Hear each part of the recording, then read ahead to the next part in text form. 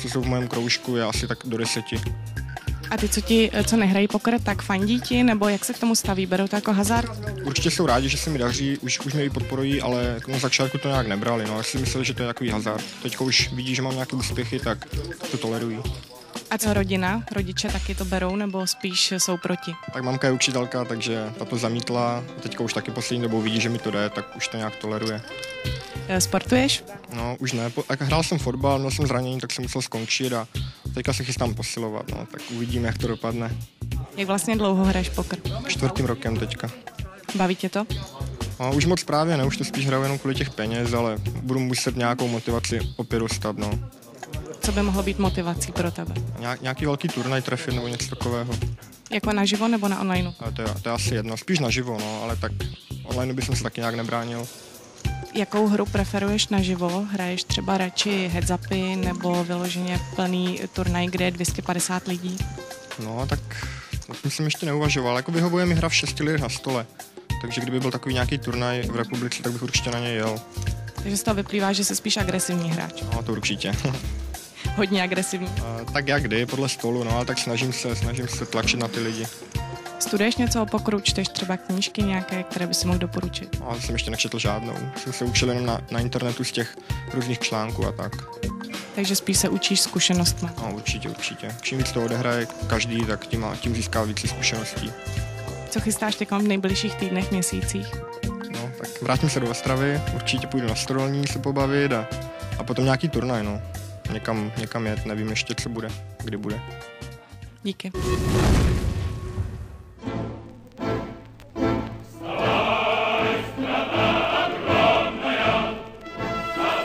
I když to tak z prvních záběrů možná nevypadá, tentokrát jsme se s kamerou vydali do středočeských Milovic na otevření nového poker roomu Magic Planet. Milovice jsou známým vojenským prostorem a nejen proto se hráli v rámci otevření nové pokerové herny fanoušci vojenství před podnikem Magic Planet rekonstrukci květnového osvobození České republiky. České národní a pražské povstání ukončili boje druhé světové války v Evropě. Od 4. do 9. května 1945 padlo v boji téměř 2000 Čechů. Bitvu sovětských vojsk proti německým nacistům však brzy nahradili souboje u pokrových stolů nového kasína. Na prvním turnaji se v nových prostorech milovického Magic Planet ukázalo mnoho zajímavých tváří a všechny hráče přivítal v poker roomu nejznámější český moderátor Leoš Mareš.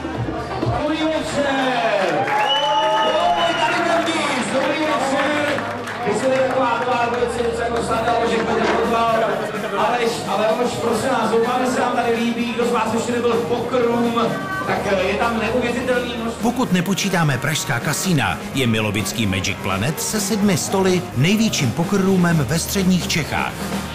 Jaký byl vlastně ten prvotní nápad otevřít tady poker room? Já se domnívám, že poker je poměrně trendy záležitost v dnešní době. Spousta mých známých kamarádů a vůbec lidí to zkouší na internetu a Praha, tam už je to v podstatě rozběhnuté, ale pro ty mimopražské vlastně ve středních Čechách moc takových příležitostí není, kde by se ty lidé mohli sejít v počtu 50 lidí a více a vyzkoušet prostě určitý styl hry, taktiku a je to prostě něco jiného než ta hra na internetu. Otevírací akcí nového kasína byl jeden z turnajů Celebrity Poker Tour a díky velkému zájmu ze strany hráčů se musela kapacita největšího středočeského kasína ještě o maličko navýšit. Takový byl v Milovicích o poker zájem.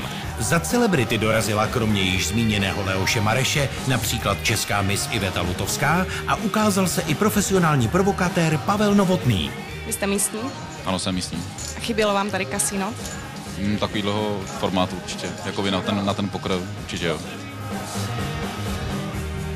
No, krásný. Je to mýho kamaráda, takže krásný.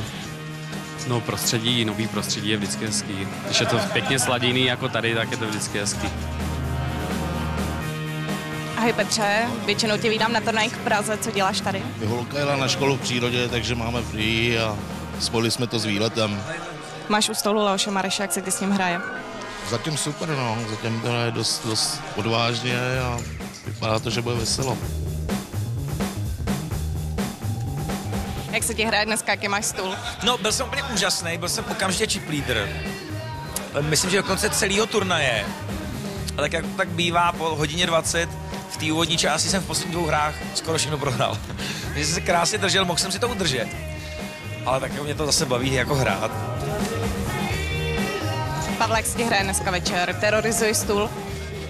Jsem připlý do 10členného stolu, šikanuji stůl, přestože mi vůbec nechodí karta, tak jsem schopený prakticky s marginální handou sebrat jakýkoliv pod, jakoukoliv hru, o kolika jako hráčů.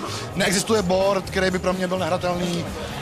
A když tomu připočtu ještě svoji jako skromnost a další ty, tak si myslím, že jsem velice sympatický účastník turnaje a že nechci jako tady machrovat na někoho, ale myslím si, že dnes se tady v Milovicích hraje pouze o druhé místo. Takový už je pokrový život. Jaká je hra dneska tady? No, zatím se tak nějak držím. Koukala jsem teď na obrazovku, jsem v průměru, no tak uvidíme, no.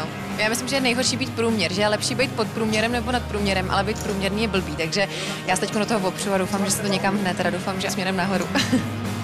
Celebritám se v turnaji příliš nedařilo a peníze si nakonec odnesli místní středočeští hráči.